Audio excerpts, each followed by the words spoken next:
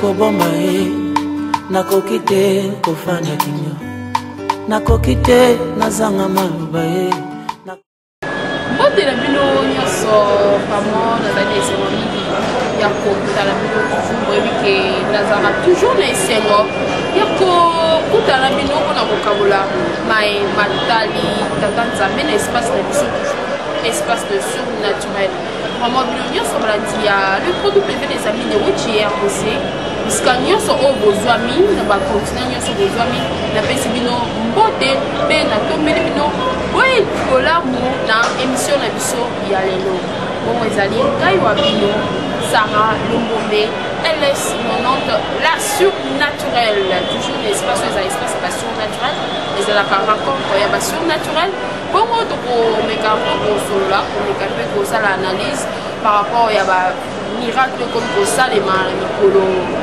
ya lelo na baprophète na lolenge nini bazali koopere nayebi te naloba bango nde bazoopere to nzambe azoopere à travers bango bamiracle wana nayebi te bongo tokomeka mpe kosolola yango na prophète Stéphane Kalenda Wanyembwe l'homme des surnaturels na ye nde tokomeka mpe kodevelope oyo ezali masolo wana oyo napesi bino bongo titre na yango donc lolenge mosusu mpe tokoki koloba le faux des prophètes et ses miracles alors les prophètes et ses miracles quoi parce que mingi mingi toka bapasteur bamekaka bikoloba non yaka nzambe na kosala boye des histoires c'est pour ça eza un peu bongo nde napesi mbote na invité na ngai ya lelo bonjour pasteur. Bonjour Sarah, la surnaturelle. Oui, bon njoto. Ça va, tu es en très bonne santé. Donc, et comment voyez Baba Miracle ni ko kosalema na baeglise na biso ya lelo oyo atanki mosali na nzambe omeka mpe kolimbolela biso bamiracle oyo tokomi komona na baeglise okomona na eglise bien na ntango ya bamiracle ndenge balobaka wana temps de miracle l'air de miracle l'air de délivrance bakobimisa biloko na nzoto bakosanza bato bazosanza bamagorodo bato bazali kobima baserpent na nzoto donc des histoires pareil mekami conception nini vraiment oyo ezali koleka na bongo ezali kamo ya solo to mpe ya lominda. Merci beaucoup Sarah Lombombe la surnaturelle mpona motuna oyo otikotuna biso sur parce que aucun thème ici est le prophète et le miracle. Et tout temps vous êtes pour le miracle, on a un prophète, la profession de serviteur de Dieu, que Dieu a établi pour une mission quelconque. Et dans le temps où nous sommes, le prophète va se retrouver dans la main qui est dans la main qui est constituée de 5 couleurs.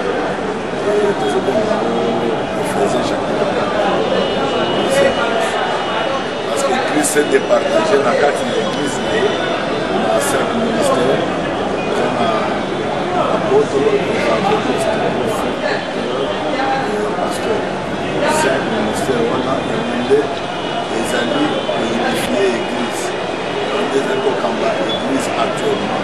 Parce que Christ parle dans l'église contraire de 5 ministères. Mais quand nous parlons d'un prophète na miracle, il faut savoir que miracle les attend dans le prophète, miracle le groupe aussi na papier, na ba pasteur, na ba évangéliste, na ba apôtre, na ba prophète. Alors, dans la Bible, on nous parle certainement de miracle. Vous avez miracle, vous avez parmi les dons de Saint-Esprit. Donc, parmi ma catégorie de il y a aussi le miracle, il y a la prophétie, il y a l'interprétation des langues, il y a les paroles de langue, il y a guérison, il y a tant d'autres dons. Oh, il y a la Bible. Si vous lisez bien la Bible, pour comprendre le droit. Alors, maintenant, un miracle, si le lot, je veux te dire que le temps des miracles n'est pas encore passé et Dieu continue à agir. Parce que Bible le dit, il est le même hier, aujourd'hui, éternellement. Mais juger quelqu'un, juger le miracle que quelqu'un est en train de produire, c'est un peu difficile. Mais ce que je peux dire, c'est quoi? Il faut te juger au travers de la parole de Dieu. Alors, Nazali pour créer polémique, on a pour rejeter ce qui se passe à l'église. Actuellement, que nous sommes ensemble la moni Nicolo de Bimie, nous autres, moni Bézémie, Nanisu, moni Mousseleke de Bimie, moi, serpent, Azobima, moi aussi, serpent. Voilà, ma serpent, Azobima. Maintenant, on se pose la question que serpent, on a fait d'accord. La carte en autres, est-ce que ce que jusqu'au serpent, est-ce qu'il peut vivre? Mais ce que nous disons, c'est quoi? Le miracle, c'est quelque chose qui est surnaturel. Pour Zambé, Mazali Kosala. Quand on a Mazali Kosala, pour sa gloire, il ne le fait pas pour la gloire des hommes. Parce que on retrouve les lots que pasteur, la symbolique, tant que ça la miracle, on a et ils pour gloire, ils pour revenir hier. Au lieu de pour la tina à Yesu, on commence à parler de celui qui a de l'homme de Dieu par lequel Dieu a produit le miracle. Vraiment, c'est là où il y a mon problème, c'est là où on est. Donc, dans tout ce que nous faisons, nous le faisons pour l'intérêt du royaume de Dieu et pour l'intérêt de Jésus-Christ. Nous ne le faisons pas pour nous attirer de la gloire. Mais la Bible dit aussi que ceux qui se glorifient dans le Seigneur. Quand je me glorifie, je ne me glorifie pas moi-même, mais je me glorifie dans le Seigneur. Parce qu'il n'y a rien que moi je peux faire et Christ n'a pas fait avec moi. Donc, nous sommes à la Bossala. Donc, Ezel Koya, Christ a Bossala. Au travers Malobanaye, on a la numéro. Alors, mais ce qu'il faut savoir, Sarah, est que Christ nous a avertis. Christ nous a avertis. Parce que je voudrais qu'un jour, vous voyez, pour ça, on a une émission, on a proposé sur l'église. Il y a ceux qui disent que l'église est en danger. Et puis, l'église n'est pas en danger. Ça, c'est un faux terme et une fausse compréhension de la parole de Dieu par des gens qui disent des choses pareilles. Alors, Christ a dit ceci. Dans le temps de la fin, plusieurs viendront à mon nom. Dans le Bakoya, ils viendront, ils produiront des miracles. C'est un miracle.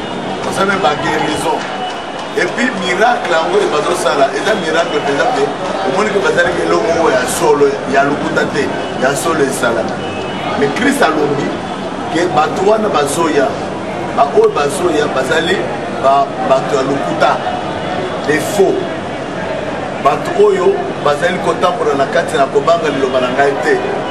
Batouoyo, Bazali mélange, les Sangisa. Dans la Bible, et en dehors de la Bible, dans la Bible, en dehors de la Bible, parce que au bout de à partir de leur oratoire, leur façon de parler, tu vas discerner facilement. Ça ne te demandera même pas que aucun de Koluka, au 5 discernement, ils n'ont pas besoin de discernement, non. Ils ont ébélé, ils ont 4, ils ont faux, parce que Christ avait déjà averti. Que ébélé, bakoya na kombo nanga, bakotanga kombo nanga. À tel point que, bako qui s'appelle à ta moto, à tel point que Ako est maï boye kao, kamaï kao. À tel point que Ako le bakeno, moi ça choisi, moi ça choisi.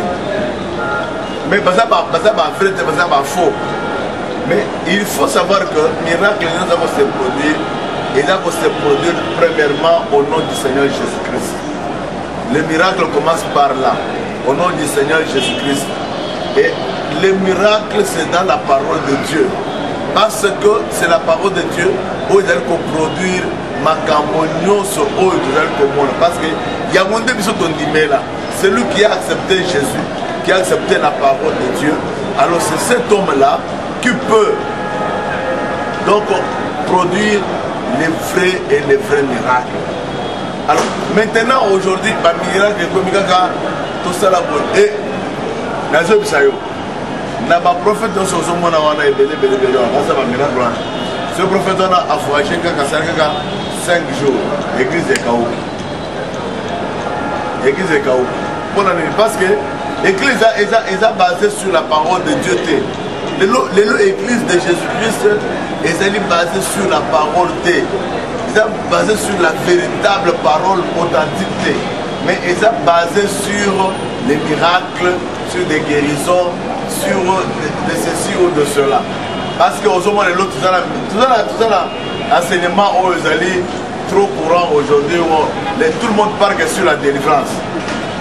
Délivrance à Manzaka, délivrance à famille, délivrance à Mbongo, délivrance à ceci, délivrance à cela. Mais pour trouver que Bazo Simba vraiment base sous la parole de Dieu. Vraiment. Comment pasteur la vision au monde le prophète plutôt. Le prophète Stéphane Kalenda Wanim. Oui, prophète, pasteur, il n'y a pas de problème. Allez-y. Oui. Vraiment, pour la division sur la bouquet, mais pasteur, vraiment, à tant qu'il y a un Zambé, mais on a fait pour exagérer. Vous verrez qu'il y a de Badou, Bazo, pasteur, hein, parce qu'il y a un pasteur qui va ça, là, va faire loin. On a pasteur, prophète, prophétesse, général et tout consort, par contre, ça l'appelle que venez. Zambé, n'a ako nzambe akosala mais batanga bakombo ya Jésus Christ vraiment nyonso te Jésus yaka Jésus nanga sa pe bato wana batanga babita te nangi nayeba nasali mo constat ya bate ya ebele ya bato nalandaka na batele etu oka bandaki a organiser campagne, a organiser séminaire, a organiser le commun tinde bandaki na A na Z nango omoni ate esika moko te abandi pour prêcher parole au moins de ce que mon côté à ça il y a on va voir on a bien en propagande nzambe que non tu vois c'est nzambe de temps on se porte la bandi maman le kono ya miracle le na mituna est-ce que mutuna azo pour miracle donc un guérison na to délivrance wana et seigneur ka kambala moko ye azana tina ko kambalo nzambe te parce que yo ozali na conteneur ba miracle donc ya outil au matin bomba. Merci. Merci Sarah, je ne découpe pas la parole, mais nous avons notre exemple d'Esaïe, n'est-ce pas? Exemple, on a mis sur mon d'Esaïe. Parce que soyez mes imitateurs. Même l'apôtre Paul l'a dit aussi, soyez mes imitateurs comme je le suis de Christ. Donc, Bissot, nous sommes imitateurs de Christ. Qu'est-ce que Christ faisait? La Bible dit que Jésus-Christ allait des lieux en lieux, il enseignait les royaumes de Dieu, il guérissait les malades et les paralytiques marchaient, les aveugles recouvraient la vue, ainsi de suite. C'est la parole de Dieu.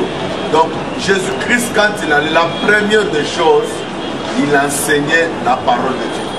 Je vais te dire, un homme de Dieu qui n'a pas la parole de Dieu, un soi-disant homme de Dieu, mais à la parole, il faut savoir que c'est un homme de Dieu. Parce qu'il faut commencer par avoir la parole de Dieu. Et ce que vous avez dit aux autres, parce que Jean a lobby, au commencement était la parole. La parole était avec Dieu et la parole était Dieu. Elle a été faite chair. Elle a habité au milieu de nous, pleine de grâce. Cette parole qui était au commencement, c'est Jésus-Christ. C'est Jésus qui était la parole, lui-même qui est Dieu, et c'est Dieu-là qui a porté la chair, qui est venu dans le monde, qui a habité au milieu de nous. Et quand Christ est venu sur la terre, Abandaki a quitté pour raconter les racontars. Mais la Bible dit qu'il a enseigné. Vous voyez, il a enseigné. C'est pourquoi on a envoyé même les pharisiens pour l'arrêter. Ils ont dit, jamais l'homme n'a parlé comme cet homme. Pourquoi? Parce que ils ont vu, ils ont entendu Christ parler, Christ enseigner. Il parlait du royaume de son Père. Voyez, Jésus n'était pas venu avec un enseignement spécifique sur la délivrance. Non, il n'est pas venu l'enseignement spécifique sur le miracle. Non, mais Jésus est venu avec un enseignement spécifique de parler du royaume de Dieu. Vous voyez? Alors, quand vous voyez, pour parler sur le royaume de Dieu, c'est pour que le peuple puisse se convertir, balongwa na mabe, bakende na bolam, qu'il puisse choisir le cola Marie, Marthe na Marie. Vous connaissez, je crois que tu es autant la Bible, histoire de Marthe na Marie. Alors, Marthe, tango bakuta na Yesu. Marthe a dit Yesu a côté pas na non, il faut l'embellir. C'est le bloc à. Alors, maintenant, Marthe a accueilli à cause de Bilé. Oh Yesu alia. Marie a dit qu'elle n'a pas de Yesu. Pour na koyoka oh Yesu, parce que Jésus était entouré de ses disciples, de ses apôtres, tout ça. Alors, il parlait, il partageait la parole de Dieu. Maintenant, Marthe, il a atikala ki siko na makolo na Yesu. Na makolo so atikala ki ezalaki pona côté ya sango malam. Et il parlait de la part de Dieu. Donc Jésus parlait de la part de Dieu. Et puis Marie abandaki koyoka, elle était au pied de Jésus. C'est pourquoi maintenant Marthe s'inquiétait. Et elle avait raison de s'inquiéter parce que Marie était sa jeune soeur. Alors, mais comment est-ce que mais comment est-ce que moi je travaille?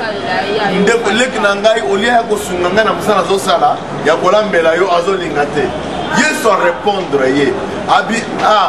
Marthe, tu t'agites pour beaucoup de choses, car ta soeur Marie a choisi une bonne part qui ne sera jamais ôtée. La bonne part qui ne sera jamais ôtée, c'était la parole de Dieu. Donc, la vie de l'homme, c'est la parole. Si vous avez le bien qu'à cause de la miracle, c'est pourquoi on a dit que dans l'église, le prophète a miracle, a déplacé quelqu'un voyagé pour un jour. Au moment où l'église, parce que c'est une église qui est bâtie sur la prophétie. L'église qui est bâtie sur les miracles. Mais si vous avez miracle, les athées, ceux qui prophétisent les athées, mais parce que quand tu es dans l'église, il y a la propagande, chez moi, venez, baza na bandimi au sakanate et puis comme ça le comme ça le nzambe la zo ebisayo na biso omoni banzizi monna ndo salia omoni banzizi basa tozo kanga musimo kwa kopolo totia omoni banzizi basa nini bakotonde bele tozo siko musimo na to bwakango ube to tumango mais to tsaka la wese o siko comment se banzizi ba disperser bakay c'est comme ça. Et bato lelo bato bazolinga biloko oyo ezali ko sepelisa bango. Soko yo le beli bango sur la vie de la sanctification. O le beli bango sur la droiture de Dieu. O le beli bango sur le bango na message spécifique de la croix. Ba côté les maté ba ko fandate. Or le message là, c'est que c'est tout le monde qui est intéressé. Donc ceux qui m'autorisent pour recevoir message à repentance, donc à se repentir, à revenir et pas à Jésus. Donc c'est que Jésus, donc le ciel acclame. Mais ceux qui m'autorisent, il y a solo, mais il y a Zolingate. Donc cet homme-là, donc c'est un fils de la perdition. Et aussi parce que aussi Bino va pasteur, excusez-moi. Oui, pasteur. Tu es à l'aise, parle, tu es à l'aise. Bon, mais comme ça, on va banzamé, bon, on va banzamé, donc nous sommes allés lui amener aux unes de ma répatance, parce que de lui qui répatance, et ça, message moi à ma casse, et mon Dieu, ça va tout dans le parce que beaucoup d'argent. C'est un message qu'il faut pour le moment. Oui. Nathan Otoza, et un message Oyo Esengeli, Tola Kissa. Libota na nzambe bato ba se repentir va revenir pas à Christ. Oui, pasteur, c'est ça, c'est ce que moi dans lobby. Voilà. Mais bino comment ko tiara ka miracle liboso. Ya ke pala ngai. Zambe ko sala boye boye. Pasteur comme ko ke ti musika ko lia matiti une fois dans la journal moko ya place chrétien. Tout le monde bat milani le roi bataba bazolia matiti. Maintenant on s'est demandé pasteur na bango je sais pas si il pasteur ceux qui prophètent ceux qui ngaranzambe na ebi pété ceux qui docteur ya soigner pour matiti c'est vite ça je ne sais pas docteur ya soigner ce que maman nzambe bazolia ça ba matiti pour na kozwa libala pour na kozwa guérison pour na kolongola kindoki pour na donc ba miracle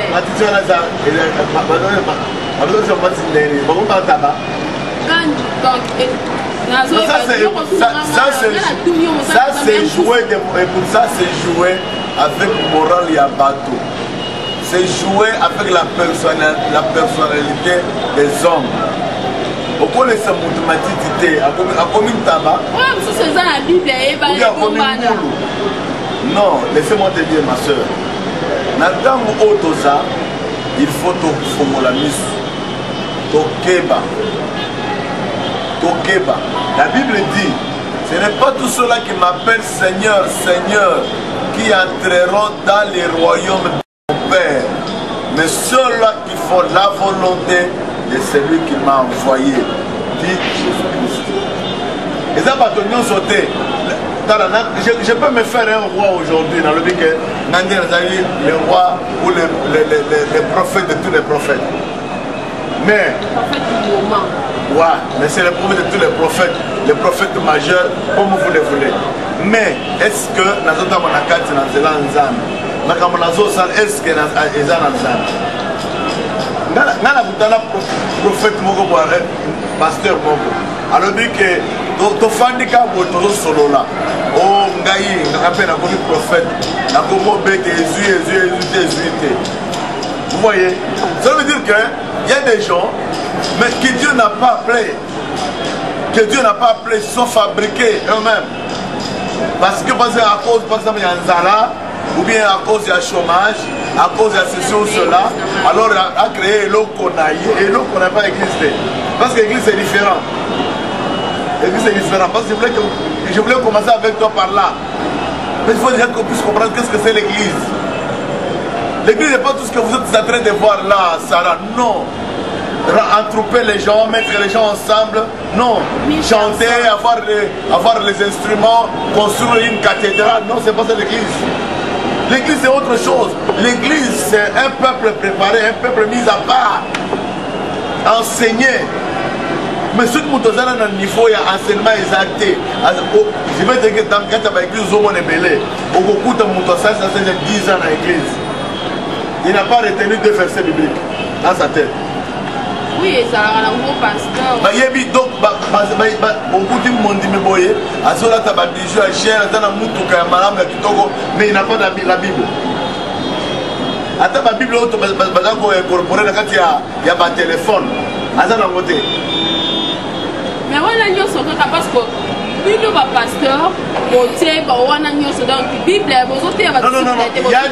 y a des écoute, ce ne sont pas nous les pasteurs, ce sont des faux. Ils viennent à Zoya pour enraçonner le peuple de Dieu, les enfants de Dieu, pour les escroquer. Mais Bazana Nilobananza Mbete. Parce que ce qu'on doit transmettre, c'est ce que l'on a. Si tu n'as pas quelque chose, toi tu vas transmettre quoi? Il y a beaucoup de la connaissance. Laissez-moi une vérité. Nakutana Mosali Mogo. Azana une église qui a déjà fait plus de 20 ans. Je lui pose la question, parle-moi un peu de baptême. Parle-moi un peu du baptême de feu, du baptême de l'esprit et baptême d'eau. Il ne sait pas maîtriser la matière. Oh, ce sont des matières élémentaires pour les enfants de Dieu. Et je voudrais répondre à une autre préoccupation dont je n'ai pas touché. Tu as parlé que ma pasteur ça non, un pasteur ne peut pas se faire un Dieu. Parce Mais seulement tout ça dans la nature, il y a Bozambe. Yoga. Nous sommes. Oui, Loba. tozomona elo nizola kisema bonza pasteur sera zoya bazota nema kwa mwasi bien mobala te mobala pasteur ba char ba policier ba makasi bazosala sécurité pasteur mutu so amonier donc aomona kwa kamoni nzambe emo en personne na mama malokuta oyo biso comme ma victime tozoyeba tite église nini tokota parce ya lobi ganza nzambe asalelanga misusu o même soki ozala baeglise na yo c'est mon temps donc nzambe asikope na baeglise nyonso ya monde apesi no temps na ye yango inga nalobi ke seke bokomi banzambe te nazonga boye otandela mosala nzambe maputa na se c'est juste une gloire que Dieu lui a donnée lokola yesu ntango alingi kota na Jérusalem Sara, ntango yesu alingi kota na Jérusalem il a dit quoi pour que nous aurons na mpunda oyo nano bamatela te qui est lié délié-les et tant vous posez une question dit à ces gens-là que le Seigneur en a besoin ntango yesu ayaki amatelaki mpunda n'est-ce pas quand il est entré à Jérusalem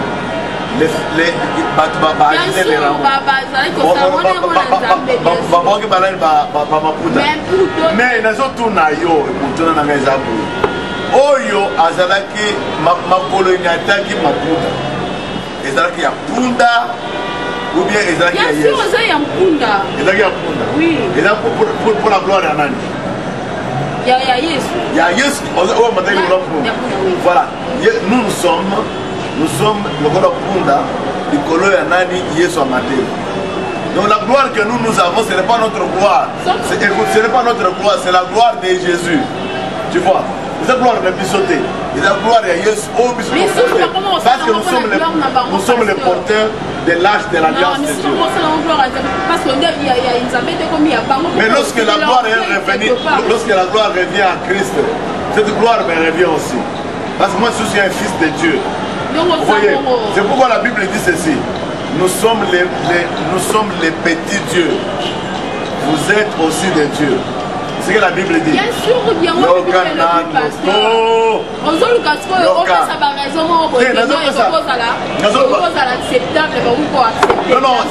je ne dis pas. Écoute, là il faut condamner, il faut condamner. Là il ne faut pas condamner, je ne condamne pas.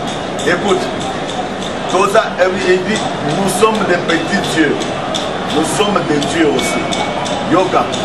Tango, Babarbar, Bamounique Paul, Zipper à Mateli, mais à Suyete, à Koufité. Alors, Matali Bazeliti, Liwa et Paul, après cet homme, c'est un Dieu.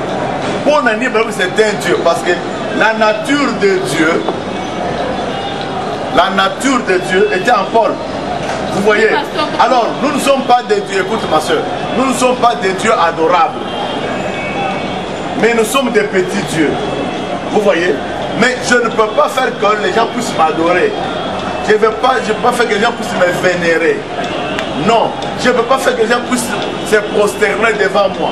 Parce que je ne suis qu'un instrument que le Seigneur Jésus-Christ a utilisé pour un temps. Et moi je vais passer et les autres viendront. Vous voyez?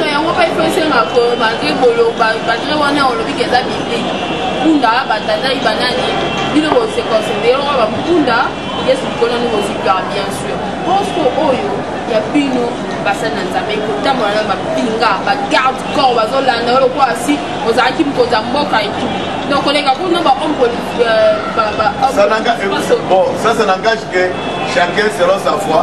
Parce que selon foi, Nanga a dit que j'ai les anges qui sont comme qui me protègent.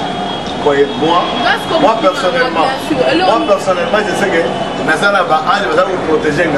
Mais pasteur, il est dans l'insécurité.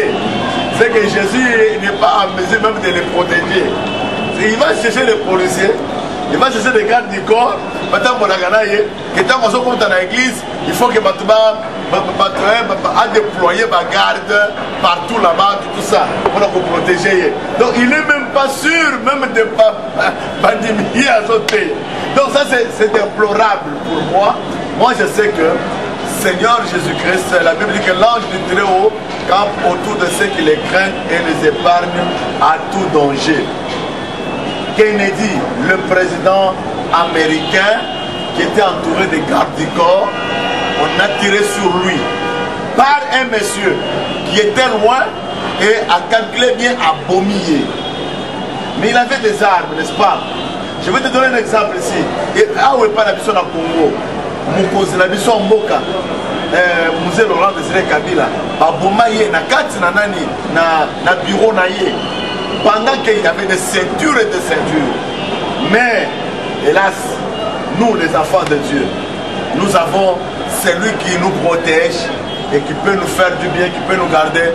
Parce que dans la colère, parce qu'on a l'ali, la zone le col a un bébé dans les berceaux. Il y a quelqu'un qui est en train d'éveiller sur moi. C'est Jésus-Christ. Merci beaucoup. Le naturel n'a pas dit ton numéro, apparemment la émission de l'histoire. Bon, nous sommes sur un état. Nous allons parler sur le faux miracle. Les pasteurs, le prophète, c'est faux miracle. Le faux miracle parce que il y a docteur, pasteur, prophète, évangéliste et docteur, je l'ai cité, pasteur, évangéliste, prophète, apôtre, oui. Parce que le miracle est comme pour ça les mains. Vraiment, il y a des salles qui étaient vraiment surtout aux alentours. Au commun, on a beaucoup. Abimisi azo sanza blog a salté nous scellé qui était bêti au bolo quoi moni na kala ba jeu ba beta régime ba no me ngo mutu abimisi au poule na nzoto obimisi serpent obimisi ligorodo ya ko vivre pendant que depuis que ceux qui attaquent le il y a marama tout et ça spirituel et quand tu as mon livre mais ba blog ko ba na musu ngana la ça déjà des que na mona na ba ça miracle pasteur obimisa femme de nuit, ou bien mari de nuit. Il y a sur le bac, oh mon lit, mon boy, pourquoi pas femme de nuit, non mari de nuit? Bobimi sama, ou un autre, peut-être au bomi, peut-être au toumbi, le quoi, tout ça, la rate, tout maraba, insecte, ou la paix, Banyamana, Nyoso, oh, et puis Mara, la Katia Banzo, ce n'est pas possible, ce n'est pas normal. Basal n'a pas l'ensemble, Nyoso, pour faire la mise, Bino Nyoso, ça nous a combinant vraiment chrétiens confirmés, tout le monde en entamé, confirmé, pour la mise. Dans l'église, il y a ce n'est pas normal que nous organiser campagne. Il y a une grande journée de prière. Attends, dans le roi, une grande journée de prière. Il y a un autre esprit qui est ça. Au côté de la miracle, même moi, on a l'église. Parce que pour nous, Satan. Satan doit tenter Jésus. Il est écrit, il est écrit. Yes, pendant que c'est la malbara, il est écrit. Maintenant, il y aura un Bekinara, Basalo délivrance. Vous voyez, Satan, il faut tenter. Parce qu'il est écrit, il y a un commis mon terre. Vraiment, les alliés, ma wami, ne peut pas se discuter. À ta problème, on les dit, tout dit, la sonia. Encore, on relie à ma titi. Image, voilà. Comme ça, c'est l'accueil, pas comprendre, on est un peu aux oyango, au monde, on a le bagou, bazo lia matiti, malali bazo lia matiti, tu dis, nani ya nani, pasteur, na bango, c'est le prophète, je sais pas si on a nani, mais on a besoin de solution, on va trouver une solution dans bango, et c'est là qui bango, balia matiti. Vraiment, comme on a fait une émission à l'élo, espèce de source naturelle. La personne qui est maloba na musana nzambe apesa un peu conseil à retenir musana nzambe batuma retenir nini topé le lenge nini ba iko sala pona ko tout au long il y a émission expliquer biso que ce comuni ba simbo na kati église c'est que église wana nzamba za teme nini we ça na nzambe Bible zoloba on reconnaît un arbre par ses fruits oyo ezama loba oyo na zanisi ba kolobate chaque fois que nous avons une émission religieuse. Donc on reconnaît un arbre par ses fruits. Est-ce que tant que le miracle est-ce que les gens ont été pas ensemble? Est-ce que les gens ont été ensemble? Yo moto oyo bazo memelo miracle. Tala nanu bien malamu to. Est-ce que vraiment les gens ont été pas ensemble? parce que bato ebele baza na bilandalanda biyoka quand ndenge oti koloba awa basere moko ozoloba o bato nyonso bakende epa na ye parce que yango eza ta na ye donc eza ta na ye nzambe aza kaka mpe epa na ye wana epa bamosusu nzambe aza te donc parce que ye aza na bato ebele ou bien aza na télévision aza na radio ou bien azali na bamoyen ebele bapaster naoka te na paster moko azoloba o soki paster azolala nzala ou bien mokristo azolala nzala aza na mokristo te nzambe ayebi ye te. Oh, j'ai dit mais ça c'est drôle, ça c'est quel message? Nathalie, ce qu'on a revenu sur la genèse de la vie à pasteur wana on a bien genèse na ye vie na ye ebande azaki musufra neto baralinga azaki donc voilà sikoyo omoni biloko wana ezali mabe tofanda na kati na maloba na nzambe to examiner tout ce qui se passe comme les Béréens. Tout ça là, to examiner le col des Béréens. L'incombe chez nous c'est quoi? Bana na nzambe de l'eau, Bible batanga gâté. Donc bango base limita kana ba makambo au miracle to yamba et salabo. Mais écoute, miracle exal. Le temps des miracles n'est pas encore passé. Dieu opère les miracles, Dieu guérit, Dieu délivre, Dieu bénit, Dieu fait tout qu'il faut faire. Mais tout ce que nous faisons avec Dieu est cadré dans la parole de Dieu.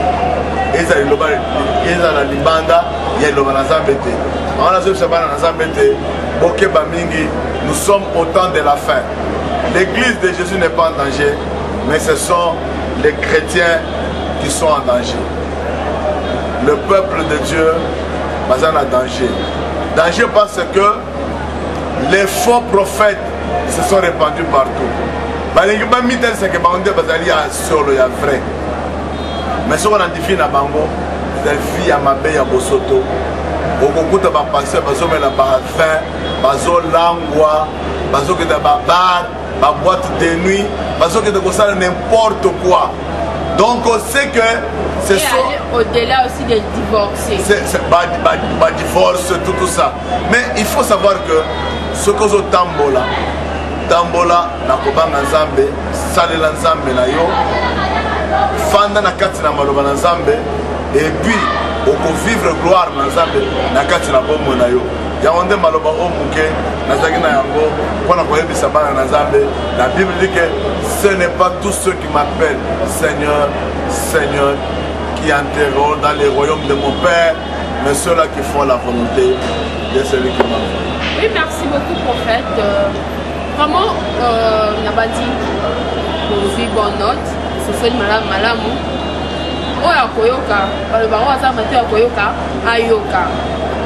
Aujourd'hui, occasion pour l'émission, oyo malasima to cela qui n'a pasteur Richard, cela qui n'a les signes des temps de la fin. Ameka qui a un peu colomé la bisope, na banti bolana qui est bien sur le de nous va faux miracle. Papa maman, cause à la séduite.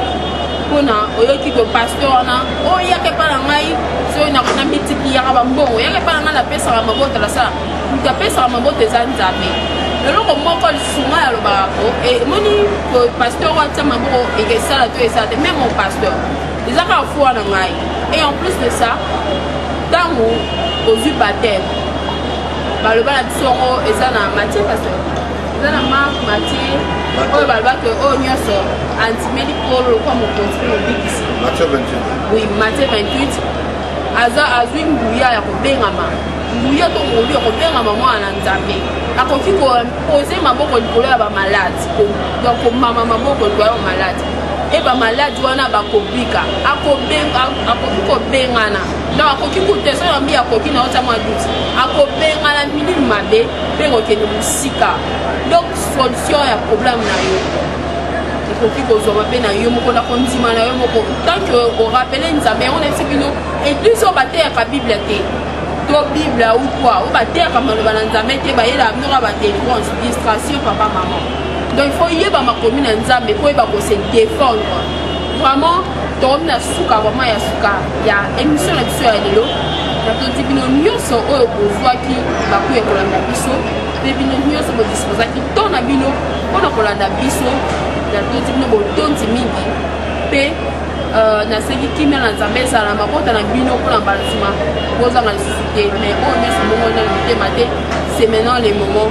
Temps ezali nanu eza trop tard te, kaka lelo okoki kobongola motema abandonne bamakambo nyonso ya mabe kima epizo ya mabe kende otuna pasteur na yo. Pourquoi pasteur otalisa biso biblia te oyelaka biso kaka bamiracle? Miracle wana yokanisi aotangela biblia te, azotanga nkombo ya Jésus Christ de Nazareth te. Siko miracle wana asala yango na nkombo ya nani? Banzambe baza ebele, akoloba nzambe bajesus baza ebele. Jésus Christ de Nazareth nde vrai Dieu. Vraiment merci mingi na bafani na ngai nyonso, merci mingi na baconseil na bino, merci na famille na ngai mobimba, famille mobe biso nyonso bozwami na mikili nyonso bozwami na pesi bino mbote. Ezali bongo ngai mwana na bino Sarah Lombe LS Monnote bongo na yambaki l'homme des surnaturels, les prophètes Stéphane Kalenda wa Niembwe, donc mwana ya Niembwe pour mwana elinga moko donc pour omininga kwa so ominingi te muto ndope azali te bote bongo ba merci mingi susu na platini mukaka oyo azali na sima ya caméra pe muto réaliser émission oyo pe na ye moko les cypriens wechi les gardiens du village Yengembo ba merci mingi bipa yozali ba bon séjour ba bon travail ba nyonso ya malamu na tombeli yo tokani bongo na nyoro oyo ezali kolanda. Ciao.